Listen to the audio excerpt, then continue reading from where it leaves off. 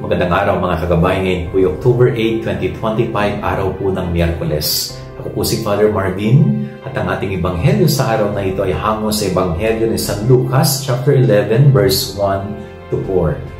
Ang mga alagad ng Panginoon nagpapaturo sa Kanya kung paano magdasal.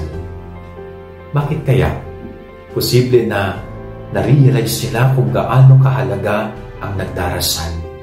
Na-realize sila kung anong naidudulot ng panalangin sa kanilang buhay. Kaya ngayon, humingi sila ng tulong sa ating Panginoon na turuan silang magdasal.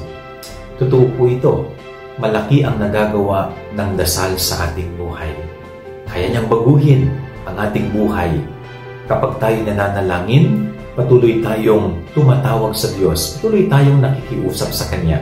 Patuloy tayong nakikipag-communicate sa Kanya.